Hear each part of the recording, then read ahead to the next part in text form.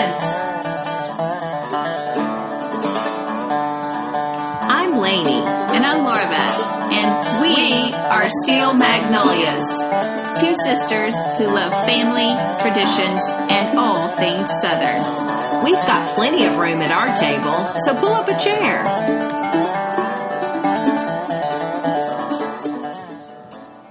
Welcome home, Laura Beth. Thank you. I came home to cold weather. I went to a warm tropical vacation last week. I know you've got a little tan. I'm jealous. I wish I could bottle this up and keep it all winter long. I feel a little bit better when I have a little color. Yes. It's just my freckles all run together, and I just feel tan, whether I am or not. That's true. One big freckle mass.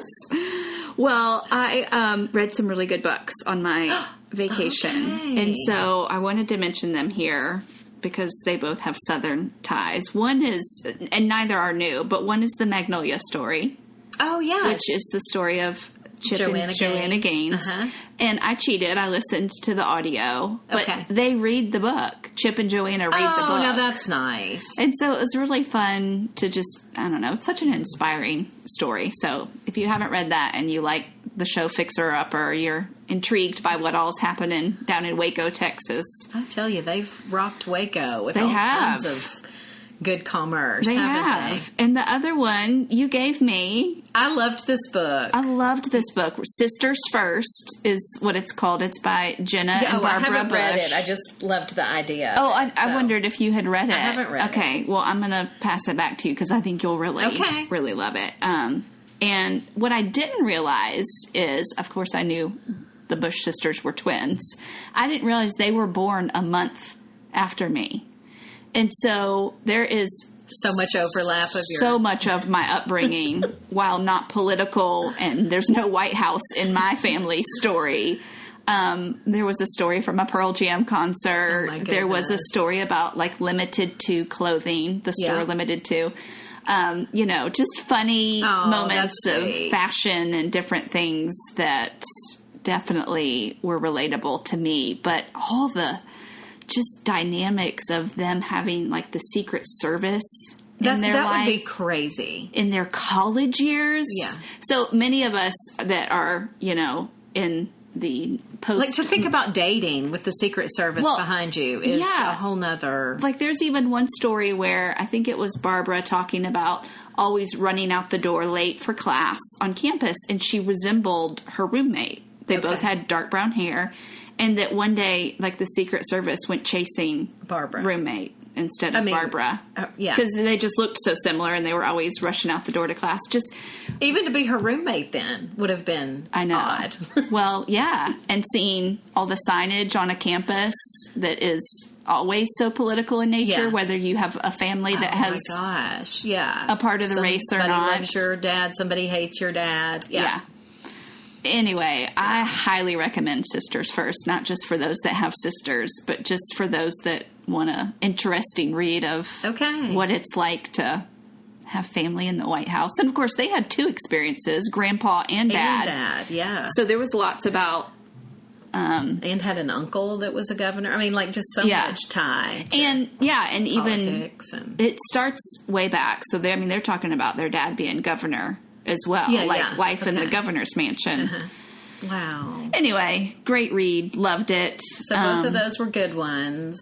And then we started smoking on the green egg today, which was a great Christmas gift that we got. And I say we, I mean my husband and I prayed from the inside. I prayed from the inside kitchen window saying, I hope this goes well today because this is our guinea pig moment. And he did great. He smoked just some chicken wings. Okay. I thought that would be a safe, easy place to start. So did y'all try them yet? Oh, yeah. Oh, okay. 45 so they minutes. They were done. Okay. That's so awesome. Good. Our place smelled like a barbecue joint. I love smoked food. Like he was like, smell my hands. They smell so good. They did. They smelled just so smoky fresh. I love. Okay, so I want to see what mom got him for his birthday. So there's all the jokes I've heard about that we've heard and seen now because it's a smoker. So it's like, what we smoking? And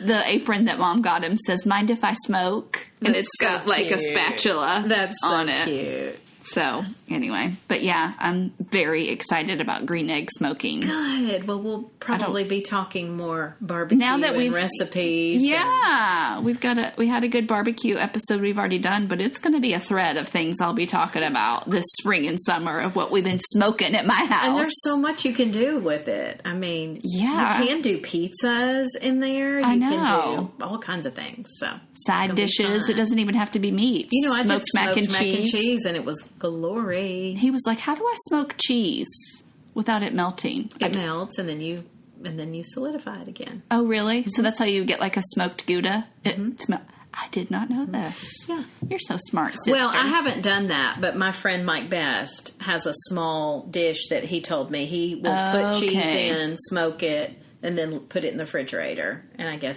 I don't know how all that works. See, this is a whole new world. Mike Best is a go-to for smoking. He has like 4 different kinds. Well, I can tell this could be a hobby. So Yes. it's going to actually have to be a hobby in order for us to do it well, because it's going to take some time. It takes, well, as you know, I've had one over a year, and I'm just still learning, but I don't do it super frequent. Well, I think it's just a blessing to have it. So we have a very exciting giveaway that we're launching this week. And so I needed to make sure and mention it here. It's going to be on our Instagram at Steel Magnolias Podcast. I almost revealed who the giveaway is with. Studio 10 here in Franklin, Tennessee is a theatrical performance group that puts on spectacular performances. Yes, world So class. good. They are going to be doing Steel Magnolias Yay! this February, and so we have 2 tickets that we will be giving away. So 1 pair of tickets.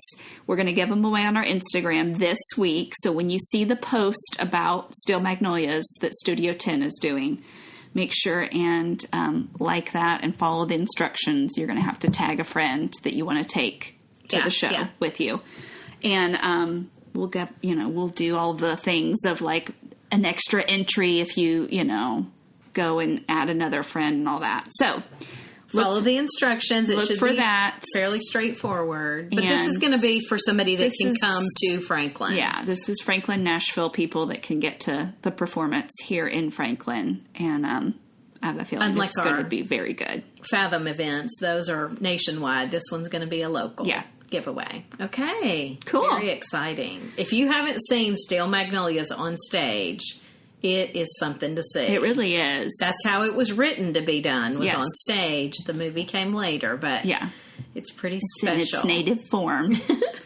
Well, today we have a very fun topic and an important one. It is. It has been on my list of possible topics for a long time.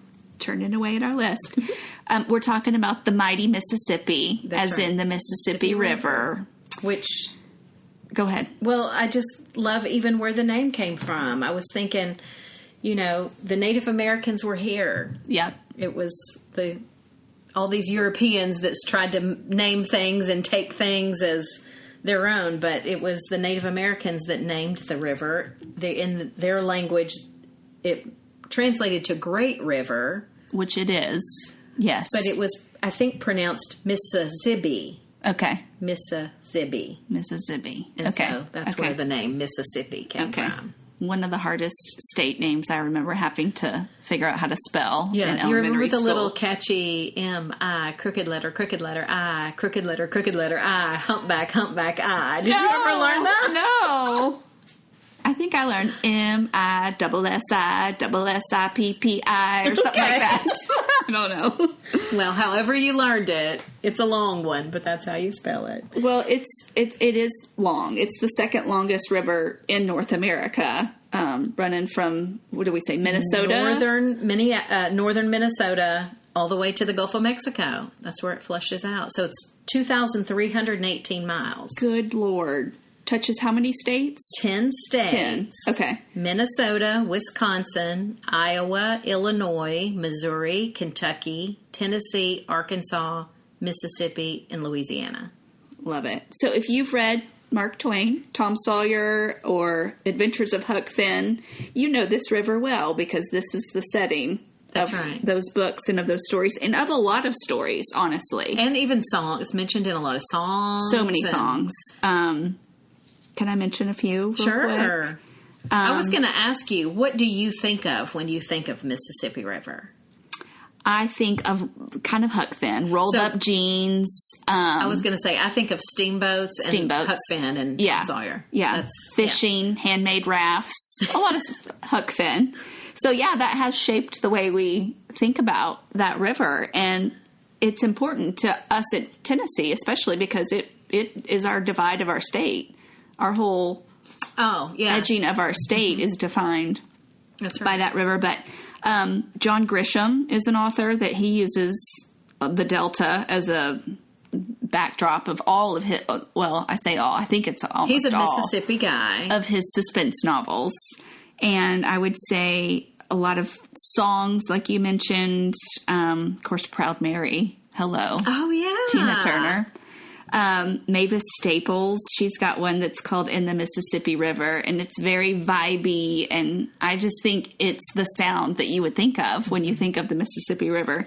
There's this group called the Okie Dokie Brothers that I've been listening to because they have kind of a childlike rhythm to them, although that's not like the sole purpose, but they have a whole album called Can You Canoe? A Mississippi River Adventure. It's fun. so cute. Oh, wow. And I think, anyway, it embodies the sound as well. But, lots of kind of folk sounding, almost Negro spiritual.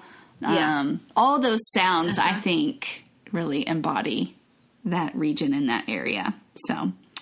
we've talked before on here. Our dad is just a wealth of information. He really is. He just, when I told him this is what we were going to talk about, starts rattling off all these things about the Mississippi that just, he was saying, it's kind of a trinkle to start, but then once other rivers start coming in with the Ohio River, Missouri, Tennessee, like those other rivers coming in, it becomes that's when mighty. That's when it is in the mighty. southern, it's more probably middle and lower Mississippi. It's often divided upper, middle, and lower Mississippi. Yeah. So it's more the middle and lower that start getting really mighty, if you will, from other rivers coming in. That makes sense. So Dad was saying, once it's to Paducah, it really starts getting... Paducah, Kentucky. A lot. Yeah. Heavier. Yeah. We won't talk about the northern part as much, where it's smaller, right. But, we've often heard of the twin cities of Minneapolis and St. Paul. Right. And I think that's interesting because they're just on either side. It's only the river that divides them. Two. Oh, that's cool. Cities. I didn't think about that. That's kind of cool. But St. Louis is right there on it. Yes. And Paducah, Memphis. Yeah. Vicksburg, Mississippi, right. Natchez, Mississippi. The waterways were very important, super important for cities to have transportation on the water, and that was your potential wealth that was fishing coming and going, and just all of that. Baton Rouge and New Orleans are both big ports of moving things. And I'm kind of getting ahead of myself a little bit, but I was going to mention that American Cruise Line, because all of the cities that you just mentioned are part of their, well, not all of the cities, but the southern ones are on the lower Mississippi River cruise. I want to do this cruise. They need to have us on. They sail from Memphis, Tennessee, and they go down to New Orleans, and they have carefully selected onboard experts that bring the history and culture of the region to life, on ship. And then they have these protocols where you're getting off the boat and spending time. And there's some good, I've wanted to see Natchez and Vicksburg. Yeah, that's both on the list, as well as St. Franceville. Okay. That's in Louisiana, and then on to Baton Rouge, Oak Valley, Louisiana, and then on to New Orleans. Okay. But they have, entertainers on board that are going to bring in all of that music, regional sound. Music and the Cajun sound. And in the evenings, of course, you can relax on your balcony and enjoy the rolling, I would say, river views, because this would go at a snail's pace.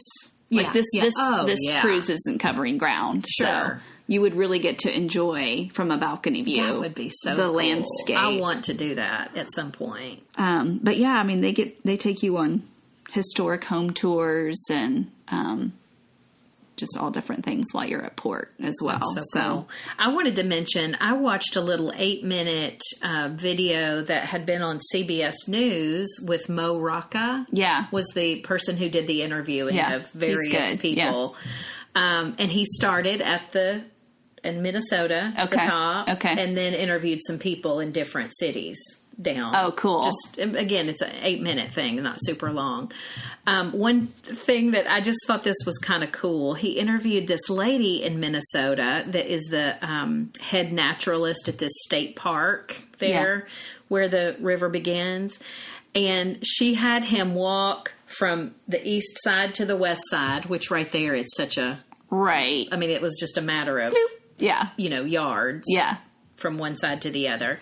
She said, I want you to walk from the east to the west, and you're supposed to make a wish. Okay. And I just think this was cute. She said, the wish will come true in 90 days because this water will be at the Gulf of Mexico in 90 days. Fun. And I just thought, well, that's kind of cute, isn't it? That very water you're in will then be there. And it's that they even to bring know. Some kind of like... little magical things power. To fruition. Even crazy. Though that's so crazy. Silly. I just thought that was cute. But anyway, it's a neat little interview, little documentary, with him talking to different people, and lots of things I could mention out of that. But one of which I didn't want to pass up. It's such a small world. Sometimes you see little things, and it's just like, what? When he got to Natchez, Mississippi. They're mentioning the importance of just agriculture that goes up and down that river, which I want to talk about in a minute. Yeah. But when cotton was king, Natchez was some of the biggest cotton farms, and they're sending their cotton up to the rest of the country. Yeah. And so there was a lot of wealth in that area and really fine homes that you can tour. Oh, I bet. And he's with this guy named Scott Smith, who does tours in Natchez, Mississippi, that I went to high school with. And I'm just like, are you kidding me? That's amazing. He goes by the name Jimmy the Cricket. That's he so does cute. His tours. So if listeners want to go on a tour in Natchez, they should look up Jimmy the Cricket. He can set you up. And he's a wonderful guy. And I just thought that was so funny. I'm like, what are the chances in an 8-minute video? That's crazy. About the Mississippi. On CBS. There's a guy that I went to high school with. Anyhow, let's keep talking about just real broadly. Impact of the I was going to say, just broad strokes, the Mississippi River would be important because of electricity and water that it provides to a huge region. Portion of this country, whether it touches your state or not. Travel in the southeast, like we've just already mentioned. Yeah. Both by necessity back in the day, and then, of course, just for leisure today. Trade, transportation, and then my fourth one's kind of a funny one, catfish. Hey! It gives us catfish, and the majority of the United States farm-raised catfish comes from Mississippi's catfish farms. How so funny. If you're a catfish lover, then you better love the Mississippi. Then it's very important to you. Well, listen to some of these things that I came across. So there's like just a procession of barges now, up and down, up and down, up and down. That's crazy. Okay? With corn, rice, soybean, wheat, oil, gas, and coal. Wow. That's some of the major things that are going up and down. That's like almost everything we need. It's important things. Yeah. 60% of the nation's grain goes up and down the Mississippi. Wow. 20% of the nation's coal. Like, this is important. Interesting. And I just had no idea of that huge of an impact. Right. Yeah. And then another thing I thought was super fascinating. I don't pretend to be an expert on talking about any of this, but do you know the terminology of watershed? As in, like, not just the areas that are literally affected with the water, but like other water sources that go out from it that's in the watershed. Yeah. It's the third largest watershed in the world. Whoa. Of course, I've already mentioned Arkansas, Ohio, Missouri, and Tennessee rivers flow in. And then think about there's tributaries off of that. Everywhere. Like all kinds of things that are coming off of that. But just, it affects 40% of the country. Wow. In that watershed. Wow. That's amazing. Yeah. That is amazing. So whether or not you realize, it's likely that it's touching you in some way. Right. So the thing that I'm trying to get my head around with, you're saying like a parade of barges, is how does the river handle that? Right. Like, is it doing okay? That's a great question. Right? So one of the things that I read about a little bit about, and again, it's that our U.S. Army Corps of Engineers, the Mississippi is one of the major things they focus on, trying to, as best they can, manipulate to keep it right. Oh, okay. Moving well. Yeah. And like, do they have to maybe even like dig, like sediment? To make it? Absolutely, they have to, because they have to keep it deep enough. Right. I think that something that I was listening to or read said that they in those those barges, it has to be, I think it was 45 feet deep. Okay. So there's always sediment moving and things like that. So they have to do quite a bit to make sure that it's deep enough and safe enough. Right. I mean, because that would be horrible if a barge got stuck. They literally look at 2 seasons: high water season and low water season. Okay. That's kind of how they look at everything, through that. But yeah, sometimes they have to do flood control. Wow. Build levees. They have had to build a lot of levees and just things like that. Wow. To keep things, and it's particularly in South Louisiana, there's a lot happening of losing land. Oh, losing it to the river? To just different shifts that are happening. Okay. I don't know how to explain all that. Okay. I don't understand all of that. But there's different reasons why things shift. Yeah. And so they are doing a lot of work around trying to keep things safe and moving well. Yeah. Well, okay, so speaking of shifts, we do have to mention there was a historical moment that was a major shift in 1812. Okay. Where the most, you know what I'm going to say. So this was the most violent of a series of earthquakes near Missouri, and it caused like a tsunami in the Mississippi River, actually making the river run backwards for several hours. I can't get my head around a river running backwards. I know. But it did. And this series of tremors that happened between, they think December 1811 to March 1812, they were the most powerful in the history of the United States, this series of tremors. So it led to the creation of Reelfoot Lake here in northwest Tennessee. So maybe you've heard of Reelfoot Lake, maybe you haven't, but I don't know if most people realize that it was created by this depression that the river water rushing in to fill happened. And it's just interesting because you can go there, you can visit. It's like a state park now, and it's just 5 feet deep, but it's full of cypress trees, and they're very unique looking. Their roots intertwine underwater. So there's fish that live there, and the lake and surrounding area. It's like a wooded area, and like I said, it's been set aside as a state park. But there's a wildlife refuge with all of this fish and fowl in the area. So it's really a pretty place to visit. But it was created by this series of tremors and this earthquake. So anyway, it made its own lake. It looks man-made, but it's not. That is wild. Yeah.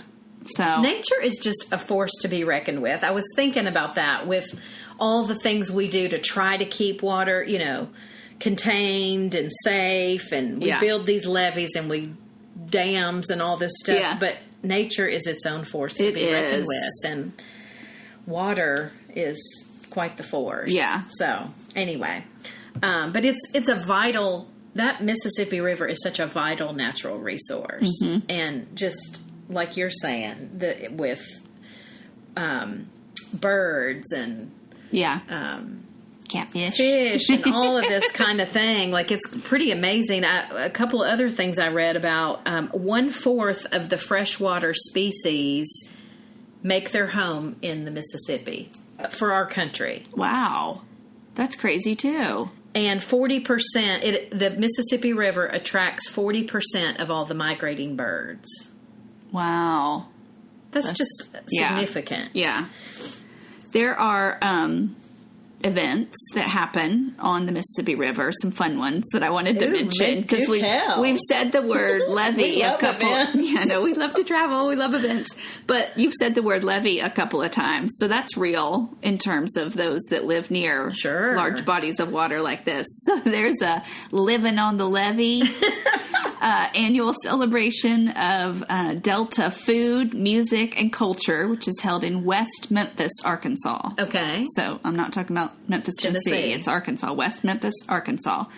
There is an annual crawfish festival, which is held in Dermont, Arkansas. Okay. And then in, I don't know how to say it, maybe Eudora, Arkansas. That is the catfish capital of Arkansas, and they have an annual festival as well. So those are just a few of the definitely Mississippi River events. Well, we've talked about the Mississippi Delta and the music that came out of that. That delta was formed by sediment from this river. Like, you know, as we were talking about sediment, I was thinking of things shifting and moving, and that's what a lot of that comes from. Culture, was formed from a river. Exactly. Yeah. And one of my favorite parts, or great things I'm grateful for about the Mississippi River, is where it flushes out down into the Gulf of Mexico. Right. And you have that freshwater and saltwater collide. Yes, that's true. That's where we get so much oysters, shellfish, crab, shrimp, all that. All the Cajun wonderful goodness. glory that you have in New Orleans. That's why their food's so stinking good. It's because they have two water sources coming together. Collide of the fresh and salt water. I never even thought about that. A big part of our culture in the South, too. It sure is. Well, yeah, I mean, New Orleans food is always on food lists, so you don't have to argue much with that. That's real. Yeah. Good old po' boys full of, now we're talking. Okay, so describe for people, how would you describe a po' boy if somebody's never had one of those? It's a hoagie sandwich. Like an open hoagie. Open face. And it's often filled with seafood. Like you can get like shrimp po' boy or a crawfish po' boy or something where they're filling it with, and it's usually a lot. Like it's not like overflowing. Skimpy little 3 shrimp entrees that I've gotten in restaurants. It's like a lot. Yeah. And I'm trying to think if there's anything else that they would typically put on them, but that's mostly it. Probably served with some sort of good slaw. And that's lots of good food to be had. Once again, we're making ourselves hungry. That's right. But there's seriously though, down in Louisiana in that part, there's a good bit that needs to happen to preserve a lot of. There's a lot of preservation that needs help down there. Yeah. If you live in that area or just want to sow money into that, there's marsh that needs to be planted to try and. Again, with erosion and sediment moving, like there's things that can be planted to kind of help solidify. But it takes work. It's so weird to think of controlling it. But now that we're talking about some of this, I see the reasons why. So that things don't just wash away. Exactly. You have to have some help. So that we use the land that we've been given. I mean, because we could just walk away from it, but that would sort of be... And lose what we've had in the past, and you want to tend the land well. Yeah. So anyway, I just wanted to mention that in those wetlands, there's a lot that kind of needs help in. Yeah. No, that's good. I'm glad you mentioned that. Stuff like that. I even read that in the 1920s, water skiing was invented on the Mississippi River. Seriously? I mean, wonder if that's true. I don't know exactly how it came about. I don't know sort of the progress of who put the skis on and how they decided to do that. But that's a little fun fact. Oh, I had a funny conversation this week. I want to make sure I mention this because it just flowed in natural conversation and it got me thinking, oh, that's something people say. I was asking a friend whose son is about to graduate from college. Uh-huh. I said, is he going to want to move back here? Yeah. Or, do you know where he wants to live? And she said, well, I think he's trying to be pretty open, to where he gets a job. But I think he does want to be east of the Mississippi. Oh, that's funny. Like that was her landmark. Yeah. And I was thinking, oh, yeah. People say that, I guess. That is kind of a divide where people will say, like, oh, I've never been west of the Mississippi, or... That's a way true. people describe things. Right. And I was thinking, oh, there's that for all of us river. For all of us inland people, because, you could say East Coast or West Coast, but what do we do with all of the inland states here that are more landlocked? So that's I just so thought funny. That was interesting, because I don't know if I've said that or not, but I've definitely heard it a good bit. Yeah. Well, you knew exactly what she meant. Yeah. And you're like, I'll be talking about the Mississippi River just this very week. I just thought of another movie that was really good that I liked, that was a Matthew McConaughey movie that was on the Mississippi. It was called Mud. Oh, Did you ever I haven't see seen it. It's good. Okay. So he is like I don't know what you would call river people, but he lives on the river in this kind of hut that he made. And well, mud that's part of another thing you'll hear people say. Like, I think about the dessert, the Mississippi mud pie. Oh, yeah. Like it looks like mud. It's mud. There is mud. And it looks like layers, too. And there's a lot. Yeah. Of Mud Island and... Yes. Yeah. So they're proud of their mud. Anyway, it's there again, that sediment that we have to... It's just part of the river. Yeah. Part of the riverbed. Well, I think that's all I had to say about it. Like I said, I think it's going to continue to be a nice backdrop for stories that we're going to continue to see movies and songs, and because it's definitely a part of, like we said, a lot of states. Yeah, 10 states touch it, but it is affecting so much of our movement of resources and commerce and... Yeah. Also travel. Yeah. There's just a lot. There's actually a documentary. This man who makes St. Louis is his home. His name was Eddie Harris. He has canoed the entire Mississippi River twice. Stop. In a canoe. I can't imagine. That sounds so scary. So the first time he was 29. Okay. And then 30 years later, so I'm assuming 59, he did it again in order to make a documentary that's called River to the Heart. Okay. And he's a black man, and I feel like he touches I watched a trailer. Okay. So I don't know. Okay. I don't pretend to know about the whole movie. But it looks like that he touches on even some of the, racial issues and changes for the good in our country. All right. And just some different things like that. But anyway. What's it called? River to the Heart. Ooh, I want to watch that. That sounds good. Yeah, he's canoed it twice. He really did it. So that reminds me of another book there's a Southern author named Lee Smith, and she wrote a book called The Last Girls. And it was about a girls' rafting team. Oh.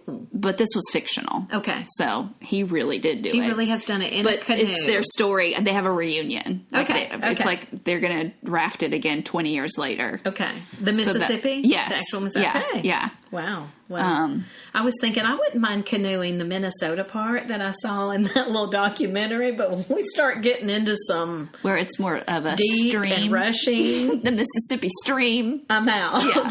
When there's actual rapids to be seen. Yeah. Those are for barges. Yeah.